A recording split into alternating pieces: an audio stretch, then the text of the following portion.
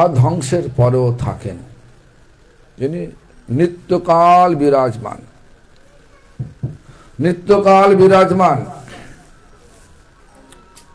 তিনি হচ্ছেন সৎ, যাকে বলে সনাতন। এই সনাতন কে? সনাতন হচ্ছেন ভগবান। কেন? ব্রহ্মা বললেন ভগবান পরমেশ্বর। ভগবান শব্দের অর্থ কি? ভগ মানে ঐশ্বর্য, বান মানে মালিক। কোন ঐশ্বর্যের মালিক? সর্বৈশ্বর্যের মালিক। তিনি কে? পরমেশ্বর। কে পরমেশ্বর?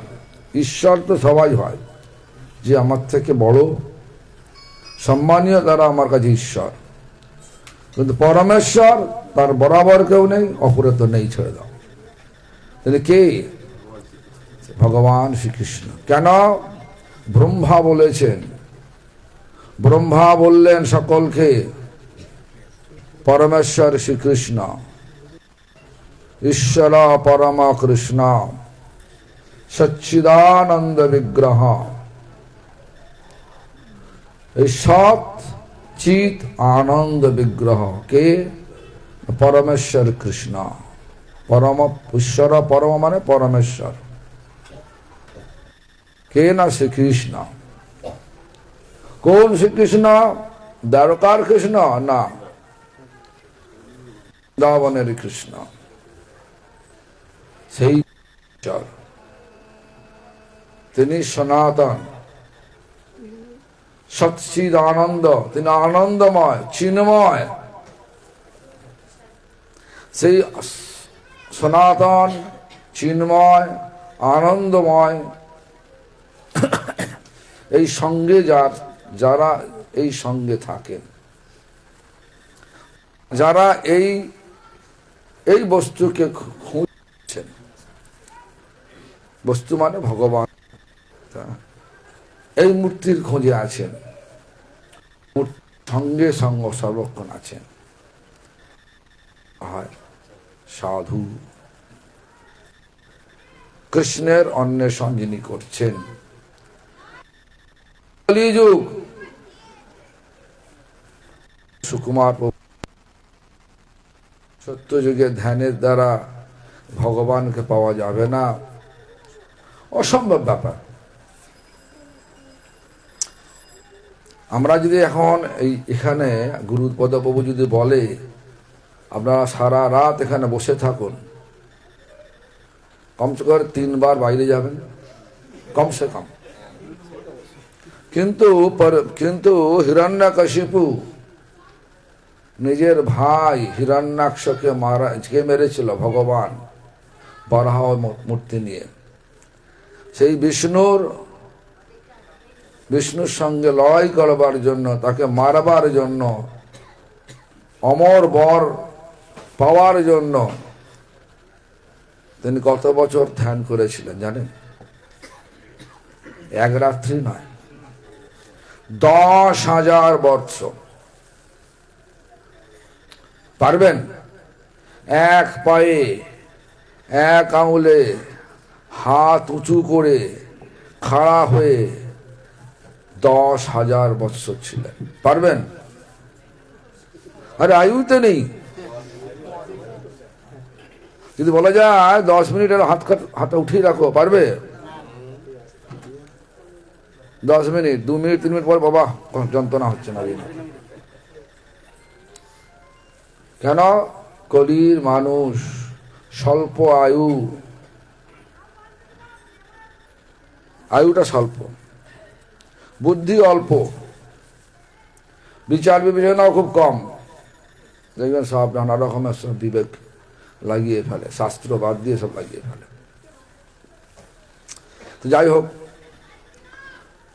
যেটা বললেন শাস্ত্রের বিধান অনুযায়ী যিনি বলেছেন, সত্য যুগের ধ্যান কলিযুগে সম্ভব নয়। ত্রেতায় যজ্ঞ ওটাও সম্ভব নয়, কেন? ব্রাহ্মণই তো পাওয়া যায় না। পাওয়া যায়? হ্যাঁ, পাওয়া যায়।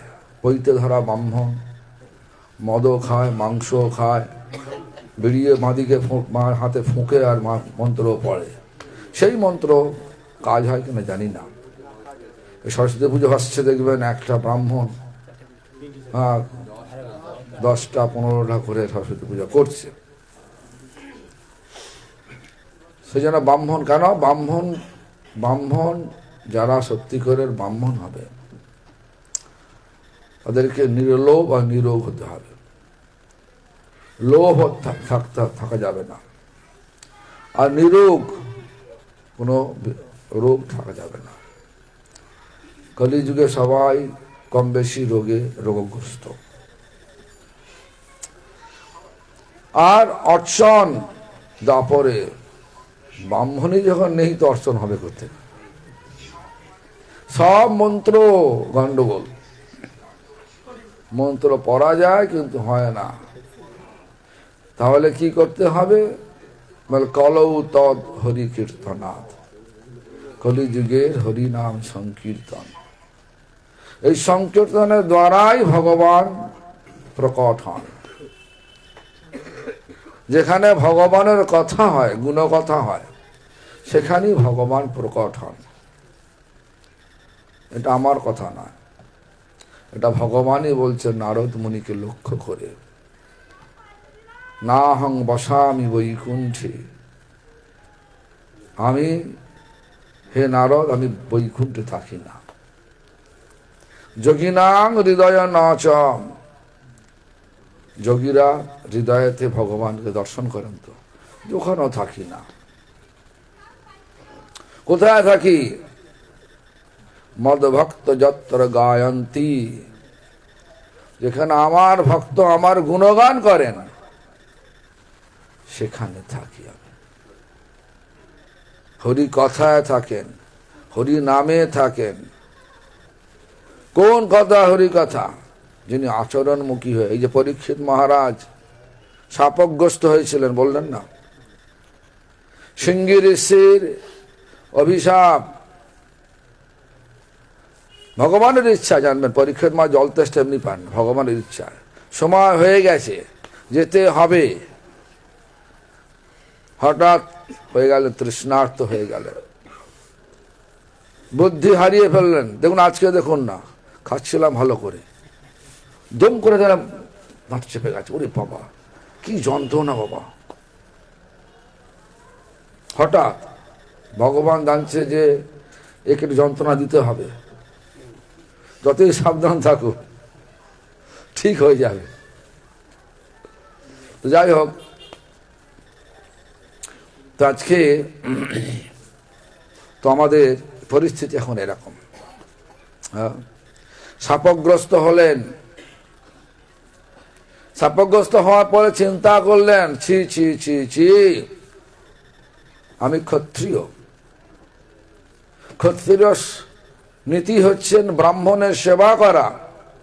আমি কিনা ব্রাহ্মণের কাছে গিয়ে সেবা চাইতে গেলাম, আমি এটা করা উচিত হয় না। আর ক্রোধিত হয়ে তার গলা মৃতসর্প জড়িয়ে দিলাম। সত্যি করে নিয়ে করেছেন কি? মৃত সর্পটা ছিল মায়াদেবী। মায়াদেবী আবির্ভূত হয়ে গেলেন, মাথার মধ্যে চড়ে বসলো ক্রোধ, লাগিয়ে দিলেন, শাপগ্রস্ত হবেন, এটা বিধান ছিল, হয়ে গেল। এবারে শাপমুক্ত হতে গেলে কি করা দরকার? শাপমুক্ত হওয়া তো যায় না। শাপমুক্ত হওয়ার আগে যে করা, মানে 7 দিন কি করব আমি, সবাই তো মরবো, মরার আগে কি করা দরকার, এটা শিক্ষা। এই শিক্ষাটা নেওয়ার জন্য তিনি শুকতালে চলে এলেন, গঙ্গার পাড়ে। শুকতালে বসে যখন অপেক্ষা করছেন, ধীরে ধীরে 88,000 ঋষি এসে হাজির হলেন। সবাই একটা একটা করে মতামত বলছেন, হে মহারাজ পরীক্ষিত, আপনি যজ্ঞ করুন। একজন ঋষি বললেন, আর একদিন খাড়া হয়ে বলে, না না না মহারাজ, আপনি দান করুন। আবার কিছু খাড়া হয়ে গেল, না না মহারাজ, আপনি পুকুর খনন করুন, জল দান করুন। শুধু নানা রকম মত যখন হচ্ছে, তখন পরীক্ষিত মহারাজ মনে মনে ভাবছে, আমি একখানা ঋষির চরণে অপরাধ করে আজকে আমার এই পরিস্থিতি হয়েছে, শাপগ্রস্ত হয়েছি। এখন যদি আমি একজনের মতকে স্বীকার করে নিই, বাকি ঋষি সব মিলে আমাকে কি করবে, কোথায় পাঠাবে? হে ভগবান, এই পরিস্থিতির হাত থেকে আপনি রক্ষা করুন। তখনই ভগবান সুখদেব গোস্বামীকে পাঠিয়ে দিলেন, দিগম্বর বেশ, 16 বৎসর বয়স। এসে গেলেন পরীক্ষিত মহারাজ, ভগবানের দ্বারা প্রেরিত হয়েছেন। সবাই স্বীকার করে নিলেন, মহারাজ পরীক্ষিত, মহারাজ পরীক্ষিত, আমাদের মধ্যে মতদ্বৈত থাকতে পারে বটে, আমরা সবাই একমত, ওই সুখদেব গোস্বামী যা বলবেন সব একমত। কি বলেছিলেন? শ্রীমদ্ ভাগবতম, শ্রীমদ্ ভাগবতম। ওই সুখদেব গোস্বামীর মতো আচরণশীল জন্মসিদ্ধ মহাপুরুষ, সেরাম যদি কোনো ভাগবত পাঠ করে, সেখানে ভগবান আসবেন।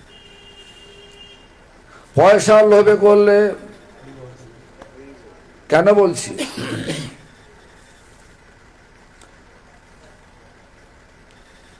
আমার শোনা কথা, দেখি তো নাই। ছিল গৌর কিশোর দাস বাবাজি মহারাজ যখন নবদ্বীপ ধামে অত্যন্ত প্রসিদ্ধ হয়েছিলেন, সে সময় একজন ভাগবত পাঠক মনে মনে ঠিক করলেন যে আমার পাঠ, মানে প্রফেশনাল ভাগবত পাঠক, যিনি পাঠ করে পয়সা নেয়, আমার পাঠ যদি একবার বাবাজি মহারাজ বলে দেয় ঠিক আছে, তাহলে পাঠের দরটা বেড়ে যাবে। দর বাড়ানোর জন্য বাবাজি মহারাজকে সামনে রেখে, শ্রোতাকে সামনে রেখে ভাগবত 7 দিন করলেন। 7 দিন পরে শ্রোতা সব জানতে চাইলেন, বাবাজি মহারাজ আপনি তো পাঠ শুনলেন, ভাগবত পাঠ। বাবাজি অবাক হয়ে বলছেন, ভাগবত পাঠ কোথায়? আমি তো শুনলাম সব টাকা টাকা টাকা। যেখানে বসে পাঠ করেছে ওই জায়গাটার মাটিটা কেটে ফেলে দাও, কেন? ওটা অশুদ্ধ হয়ে গেছে। সুখদেব গোস্বামী পাঠ করলেন, সেখানে পরীক্ষিত মহারাজের 7 দিন সমস্ত ঋষিগণ ঠিক করে নিলেন, ও যা বলবে সব ঠিক। আর এখানে মহাভাগবত পরমহংস কুল চূড়ামণি ঠাকুর ছিল গৌর কিশোর দাস বাবাজি মহারাজ। তিনি বললেন অশুদ্ধ হয়ে গেছে, মাটিটা কোদাল দিয়ে কুপিয়ে, ওই জায়গাটা কোদাল দিয়ে কুপিয়ে মাটিটা ফেলে দাও, অশুদ্ধ হয়ে গেছে। ওরাম পাঠ নয়। জীবনমুক্ত মহাপুরুষের শ্রীমুখ থেকে উচ্চারিত ভাগবত কথা যখন আমরা শুনবো, সেখানে ভগবান আছেন। হরিনামে ভগবান আছেন, যিনি শুদ্ধ নাম করেন, যিনি সাধু, প্রকৃত অর্থে সাধু। সে কাপড়ে সাধু নয়, নামে সাধু নয়, বেশে সাধু নয়। কিরম সাধু না, যিনি সত্যিকারের ভগবানের অন্বেষণ করেন, পয়সা অন্বেষণ নয়। লাভ পূজা অন্বেষণ নয়। যিনি সত্যিকারের ভগবানের অন্বেষণ করেন তাকে বলা হচ্ছে সাধু। সে হতে পারে গৃহস্থ, সে হতে পারে আমার মতো সাজা লাল কাপড়, আমি সাজা, সে লাল কাপড় হতে পারে। আর সেই সাধুর সঙ্গ এবারে সাধু কি বলেন? সাধুকে বলেন যে আমার জন্য ভিক্ষা করো, সাধু বলেন ভগবানের জন্য ভিক্ষা করো। সাধু বলে ভগবানের জন্য ভিক্ষা করো, তখন বলেন আমার জন্য ভিক্ষা করো। এক সময় এই কি হলো, হরি বল, এই হরে কৃষ্ণ। এক সময়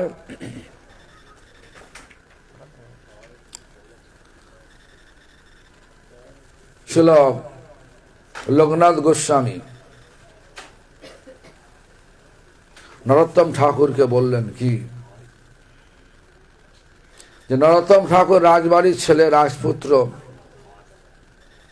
কোন ব্যক্তি এসছেন মাধুগিরি করার জন্য কুটিরে। লোকনাথ গোস্বামী বললেন না, আমার কাছে কিছু নেই, যাও চলে যাও। নরোত্তম ঠাকুর বললেন আমার কাছে আছে, দেব, দাঁড়াও। এই সঞ্চয় প্রবৃত্তি দেখে গুরুদেব লোকনাথ গোস্বামী বললেন, নরোত্তম, তুমি ব্রজবাস করার লোক নয়, যাও পালিয়ে চলে যাও। দেখবেন এখানে কীর্তন আছে, অনেক জন্মের ফলে এনেছিলে ব্রজপুরে। হ্যাঁ, তো এই কথাটা সেই সময় লিখেছিলেন নরোত্তম ঠাকুর। তো দেখুন নরোত্তম ঠাকুর কে? তিনি চম্পক মঞ্জরি, পরমার্থ হয়ে গেল চম্পক মঞ্জরি, তাকে দিয়ে শিক্ষা দিচ্ছেন আমাদেরকে। লোকনাথ গোস্বামীকে মঞ্জুলালী মঞ্জুরি শিক্ষা দিচ্ছেন। সাধুকে শুধু ভগবানকে চেনেন, প্রত্যেকটা হৃদয়েতে ভগবান আছেন। দেখেন না আমরা কোন জাত থেকে এসেছি। প্রভুপাদ কি দেখেছিলেন কোন জাত থেকে এসছে? দেখছেন জীবাত্মা এসছে, জীবাত্মা এসছে। জীবাত্মার কর্তব্য কি? জীবাত্মা কষ্ট পাচ্ছে, তাকে ভগবানের চরণে দিলেই সে সুখ পাবে। সেই বিচার নিয়ে আমাদের মহাজনগণ সকলের কাছে এসেছেন, মন্দির করেছেন। আমরা আমাদের বিচারটা যদি পাল্টে ফেলি গন্ডগোল হয়ে যাবে। তো সাধু সঙ্গ, সাধু এরা উপকার করে, আমাদের আসল উপকার। দেখুন আমাদের চৈতন্য চরিত কি বললেন? চৈতন্য চরিতামৃতম বললেন যে সেই সে পরম বন্ধু, সেই মাতা পিতা, শ্রীকৃষ্ণ চরণ যিনি প্রেম ভক্তি দাতা। কে বন্ধু? আমরা বলি এ আমার বহুত পুরাতন বন্ধু। বন্ধুকে জিজ্ঞাসা করবেন, আরে আমার কিছু টাকা লাগবে, দিবি? বলে তো ওখানে বন্ধু, তো তুই পারলাম হয় দে নাকি, তাহলে বন্ধু হবে না। সেই সে পরম বন্ধু সামান্য একটা চেয়েছেন পার্থিব বস্তু, যে আজকে আছে কাল থাকবে না, সেটা দিতে পারছে না। আর যেটা দিলে সব অভাব মিটে যাবে, যাকে জানলে সব জানা হয়ে যাবে, সেই জিনিসকে সাধু দিতে আসে। তার প্রয়োজন আছে কি না? আছে কিনা প্রয়োজন? সেটা কে? ভগবান। কেন? সাধুর কাছে ভগবান আছে, সাধুর হৃদয়তে ভগবান আছেন। কে বললেন? রতন ঠাকুর বললেন, তার কীর্তনের মধ্যে জানালেন, তোমার হৃদয়ে সদা গোবিন্দ বিশ্রাম। আর গোবিন্দ কি বললেন? গোবিন্দ কহে ন মম বৈষ্ণব, বৈষ্ণব সাধু।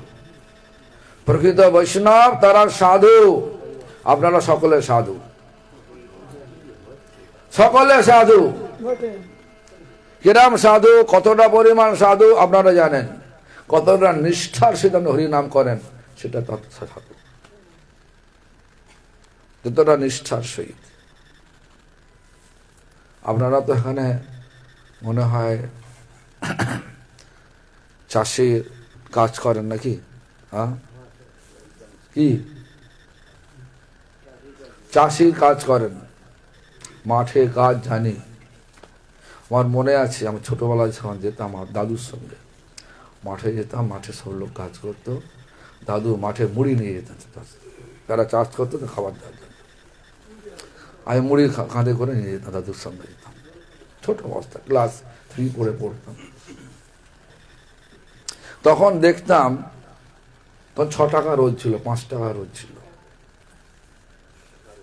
আর সেই 8 ঘন্টা কাজ করতো। এখন জানি না কত রোজ হয়েছে, 400 টাকা। তাহলে আমিও কাজ করবো, তাই তাহলে আমিও কাজ করবো। কে তাই দেখুন, দেখুন যে পরিস্থিতি, দেখুন আজকে আমাদের সাধু সঙ্গের কতটা প্রয়োজন। সাধু আর সাধু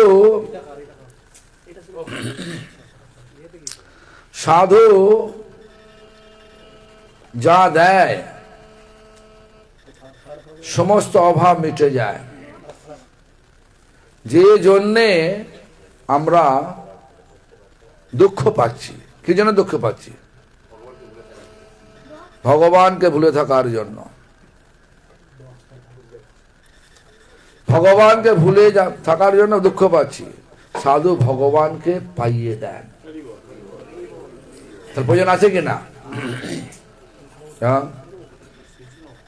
দেখুন, এটা দৃষ্টান্ত দিচ্ছি। লক্ষ্য হীরা নাম শুনেছেন? রামচন্দ্র খাঁর আদেশে লক্ষ্য হীরা এসেছিলেন হরিদাস ঠাকুরের কাছে। কেন? রামচন্দ্র খাঁ ছিল জমিদার, তো জমিদারের কাছে বেশি লোকের সমাগম হচ্ছে না, লোক সম্মান দিচ্ছে না। কিন্তু হরিদাস ঠাকুর জঙ্গলে বসে আছে আর হরিনাম করছে, আর শয়ে শয়ে লোক তার কাছে যাচ্ছে।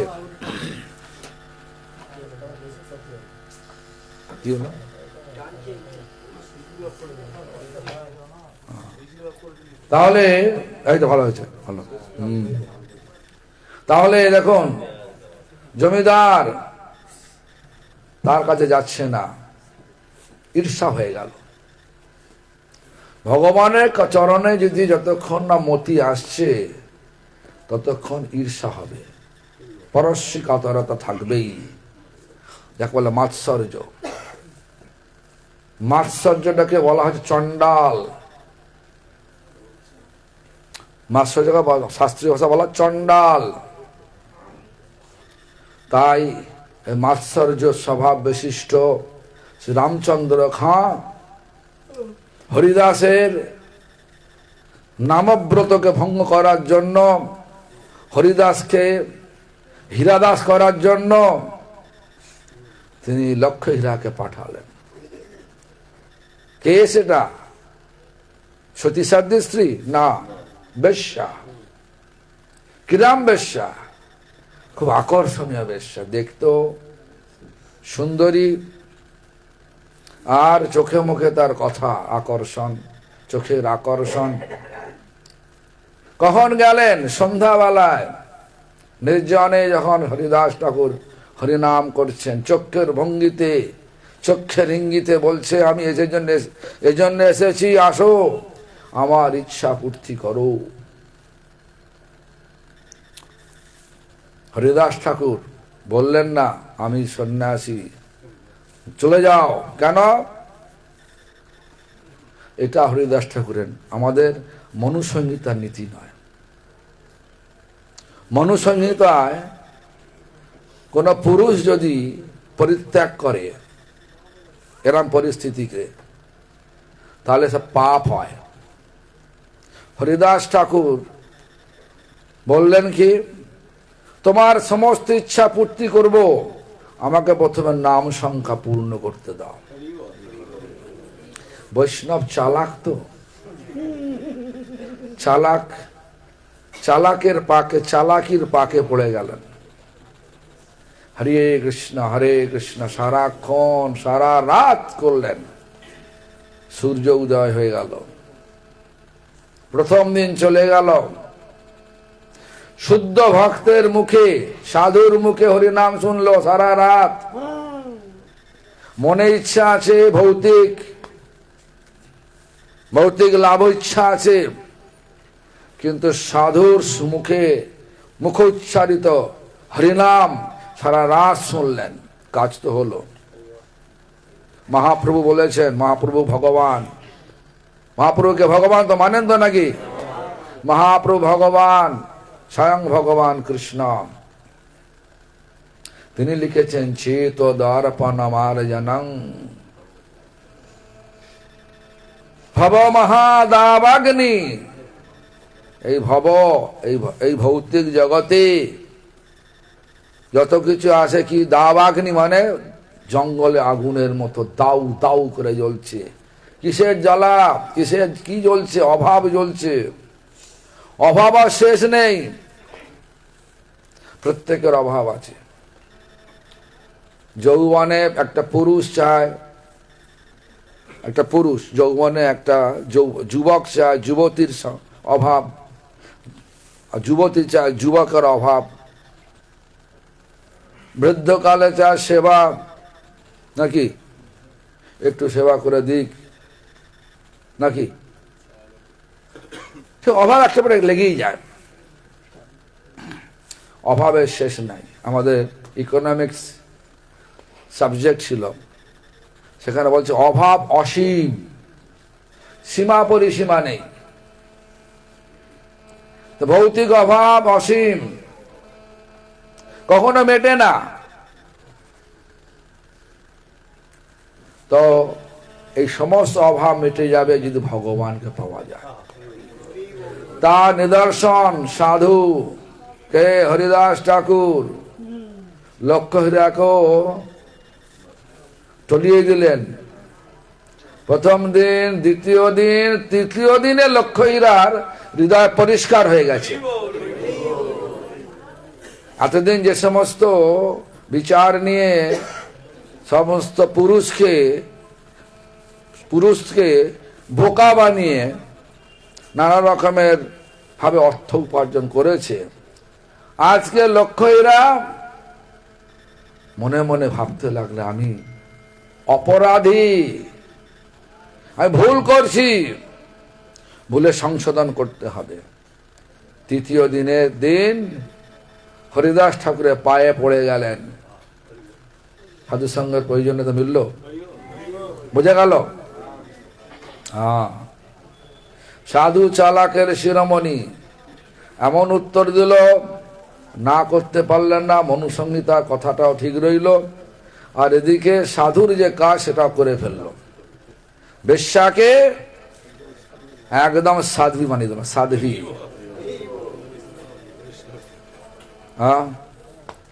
সাধু সঙ্গের প্রয়োজনীয়তা। হরিদাস ঠাকুর, তারপরে দেখুন নারদ মুনি জঙ্গলে দেখছেন অনেকগুলো পশুকে আধমরা অবস্থায় ধরপড় করতে। ক্রুয়েল হান্টার মৃগাড়ি, মৃগাড়ি সে আনন্দ পেত কিরাম, ওই আধমারা অবস্থা পশুকে মেরে আনন্দ পেত। এরকম আনন্দ হয় নাকি? একটা জানোয়ার মরে ছটফট মানে মরাবার এমন ভাবে মরণ ছটফট করছে, দেখে আনন্দ হয় কারো? যার আনন্দ হয় সে যেন অসুর, সে লোকটা। তো যাই হোক, কোন দেশের নাম শারজা নাম শুনে, শারজা নাম শুনেছেন? শারজা কাবরে বাবা, শারজাটা দেশ রয়েছে। সেই দেশের মুসলমান তারা কি কর, তারা মানুষকে জ্যান্ত জ্যান্ত কাটে, আঙুল কেটে দেয়, তারপরে হাত কেটে দেয়, একটা হাত কাটলো, কিছুক্ষণ পরে আর একটা হাত কাটলো, তারপর পা কাটলো, এইটুকু জিন্দা রয়েছে, আস্তে আস্তে এটা কাটলো, তাও জিন্দা রয়েছে, আনন্দ পাচ্ছ না। এরকম আছে, মানুষ আছে। যে যেরাম খায় তার সেনা বিচার মনের মধ্যে আসে। আপনারা পারবেন না, কেন আপনারা তো মাছ খান না, খান? মাছ দিলেও খাবেন না নাকি? যদি বলেন যে 1 পিস মাছ দেবো, 1 লক্ষ টাকা দেবো, খেলে খাবেন? 10 লক্ষ, 1 কোটি, তাও খাবেন না। তাহলে কতটা হৃদয়টা নির্মল আপনাদের। আর সেই মৃগারি সে আনন্দ পেত, আধমরা অবস্থায় রেখে দিয়ে জানোয়ার ছটফট করছে, আনন্দ হতো। একটা জঙ্গল, সমস্ত জঙ্গলে দেখছে যত পশুগুলো আছে সব আধমরা ছটফট করছে। এটা কে করছে জানবার জন্য নারদমুনি জঙ্গলে প্রবেশ করলেন। সে সময় আর একটা হরিণকে মারবার জন্য তাক লাগিয়ে আছে। যে মুহূর্তে নারদমুনিকে দেখতে পেলেন, হরিণ চলে গেল, আর মৃগাড়ি চিৎকার করল, হে কে, তুমি কে? বলছে, আমি দেখলাম এই জঙ্গলে অনেক পশু আধমরা অবস্থা ছটফট করছে, এগুলো কে করেছে জানবার জন্য আমি এখানে এসেছি। গর্বের সে বল, আমি আমি আমি। যেমন প্রহ্লাদ মহারাজ যখন তার বাবাকে বলল, হে অসুর বর্জ, মানে অসুর শ্রেষ্ঠ, হ্যাঁ সুন্দর হবেন, হ্যাঁ প্রশংসা করছে। যদি আপনাকে বলা যায় হে অসুর, কি ভাববেন? রাগ হবে না? দুঃখ হবে? রাগ হবে তো? রাগ হবে, দুঃখ হবে, দুটোই হবে। হ্যাঁ, কেন? আমরা কেউ অসুর হতে চাই না। কেন চাই না? আমাদের খাদ্যাভ্যাস, আমরা কি পাই? প্রসাদ পাই, ভগবানের ভক্ত হতে চাই, অসুর হতে চাই না, তাই না? কি যে ভগবানের সাধুর মূর্তি কে? নারদ। দেখবেন শ্রীমদ্ ভগবদ গীতায় 11 স্কন্ধে ভগবান বলছেন যে সাধু মানে কি বলে, ঋষিদের মধ্যে আমি নারদ, পাণ্ডবদের মধ্যে আমি অর্জুন, ঋতুর মধ্যে আমি বসন্ত, এর মধ্যে আমরা সেই ভগবানেরই রূপ নারদ। জিজ্ঞাসা করলেন নারদের দেখে, মৃগাড়িত বলে উঠলেন, আমি করেছি। খুব গর্বের সহিত বলছেন, আমি করেছি, আমি করেছি। বলছেন না যে আমি ভুল করেছি, ভাবছেন ঠিক করেছি। তারপরে বলছেন, পাপ করছো বাবা, বলছেন পাপ করছো বাবা। না না না, আমার সব পূর্বপুরুষ করে এসছে, এটা আমার জীবিকা, পাপ নয়। আমি একবার দমদমেতে এয়ারপোর্টের গায়ে একটা বাড়িতে পাঠ করতে গিয়েছিলাম। সেই বাড়িতে তার নয় ছেলে হয় না, 18-19 বছর বয়স হয়ে গেছে, মানে বিয়ে হয়েছে 18-19 বছর হয়ে গেল, ছেলে হয় না। সে ভেবেছে কোন আর সাধুকে জিজ্ঞেসে নিয়ে এসে পাঠ করালে সে সাধু আশীর্বাদ করলেই তার ছেলে হয়। বেড়ালাকে শিখেও ছেড়ে গেল, বুঝলো তো। যাওয়ার পরে তার পরের বছর তার বৌমা গর্ভবতী হয়ে গেছে 19 বছর পরে। তো যাই হোক আমি যখন এখানে গেছি, এক কথা আছে না, ঝড়ে বট গাছের ডাল ভেঙে গেছে, কাকের কেরামতি বেড়ে গেছে। কাক বলছে ওই জলটা আমার ভারে ডালটা ভেঙে গেছে, ঝড়ে তো ভেঙেছে জানেন।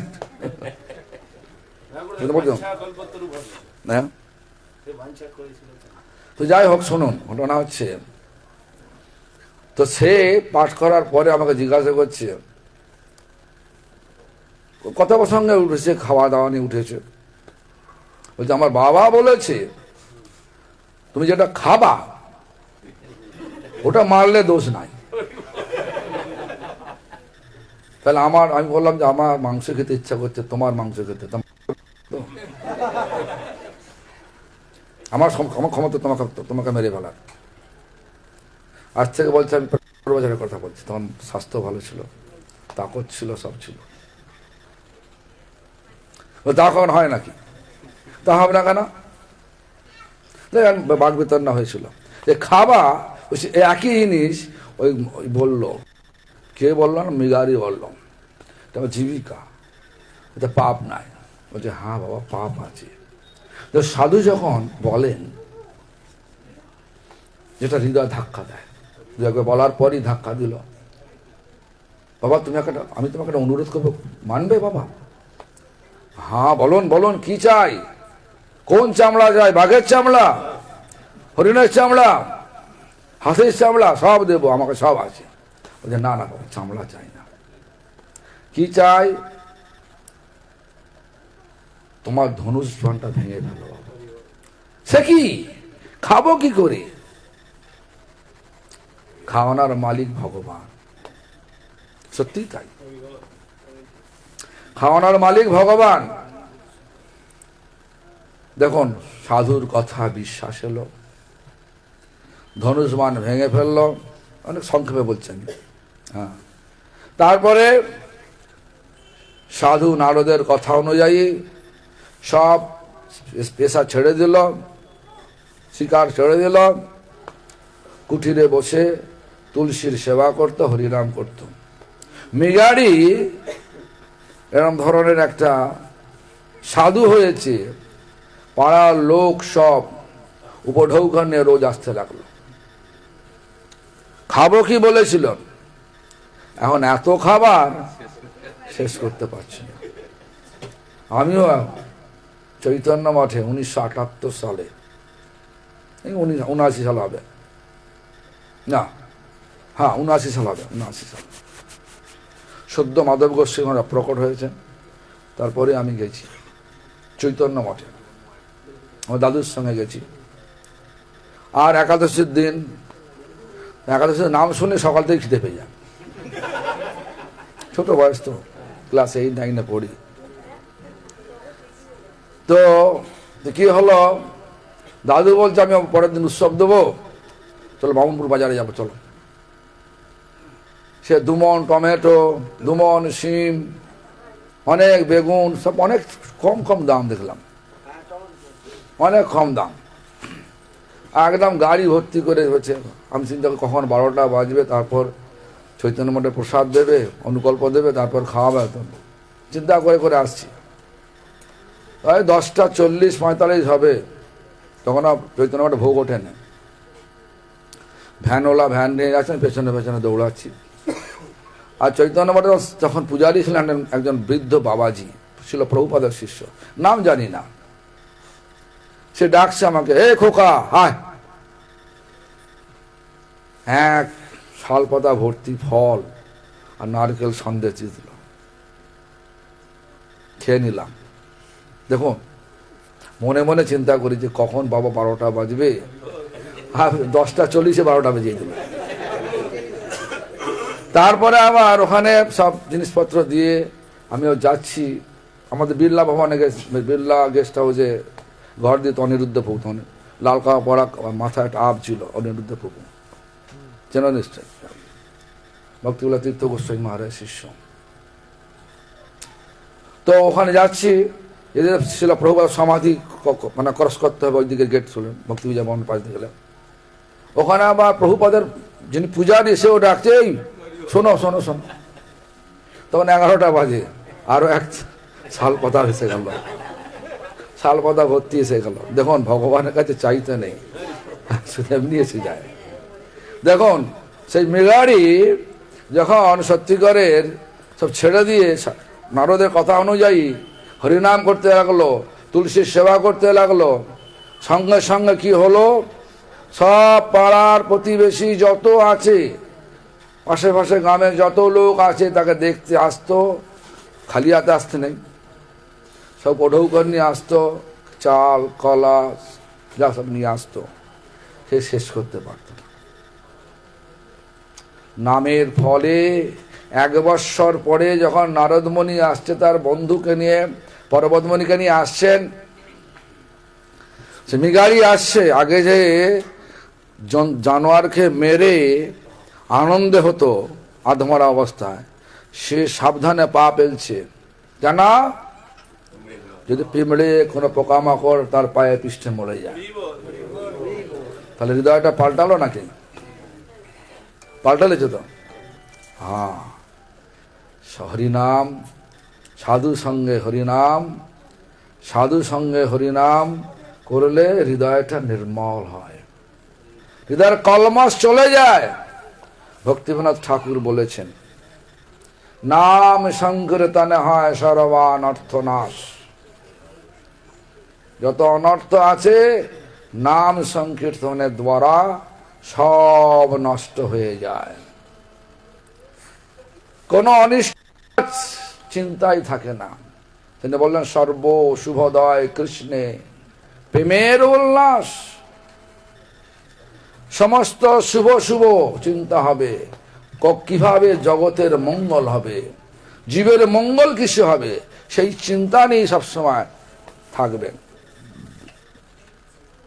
ক্ষতির চিন্তা আসবে না। সাধুর সঙ্গে প্রয়োজন আছে কিনা সমাজে? আছে? তাহলে করবেন তো? করছেন তো? হ্যাঁ, সাধুর সঙ্গ মানে কাছে কাছে বসলাম, চলে গিয়ে যা ইচ্ছা করলাম, সঙ্গ হবে? ছাড় পোকা সঙ্গ করে, কি জন্যে করে? বিছানা থেকে সব সঙ্গ করে, কি জন্য করে গো? মশা গায়ে বসে যায় সাধুর, কি জন্য করে? সঙ্গ করে। হ্যাঁ, ওরকম নয়। সাধু যেটা বলে সেটা জীবনে আচরণ করলে সঙ্গ হবে, নাহলে হবে না। দস্যু রত্নাকর ঘটনার একই। ডাকু রত্নাকর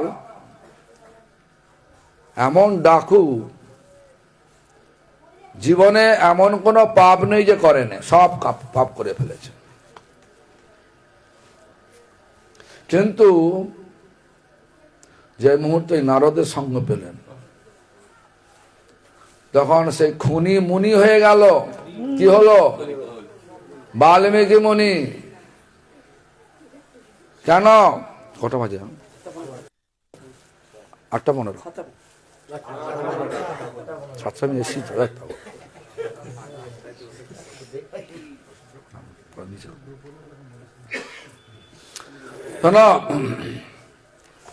খুনি মুনি হয়ে গেল।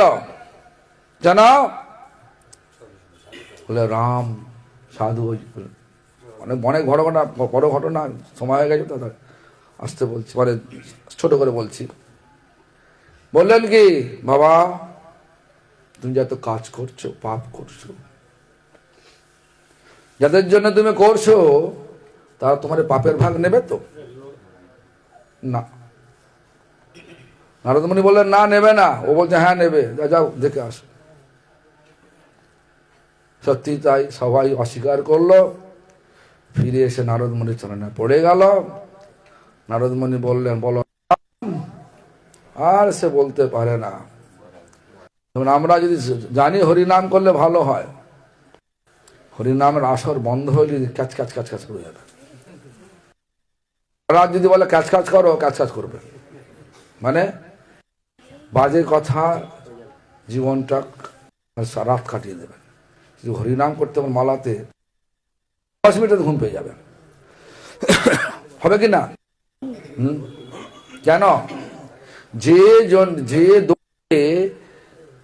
যে দোষে ওই নারদমণি বললেন রাম, আর ডাকু পাচ্ছিলেন রাম, কি বলছিলেন মরাম, একই দোষ লেগে আছে। দোষটা কি? পূর্বার্জিত অনেক পাপ রাশি আমাদেরকে নাম করতে দিচ্ছে না, কিন্তু করতে হবে। জলে সাঁতর শিখতে নামলে সহসা চেষ্টা লাগাতে হবে, জলের মধ্যে হাত পা ছুঁড়তে হবে, তারপরে ধীরে ধীরে দেখবেন শরীরটা ভাসতে আরম্ভ করেছে।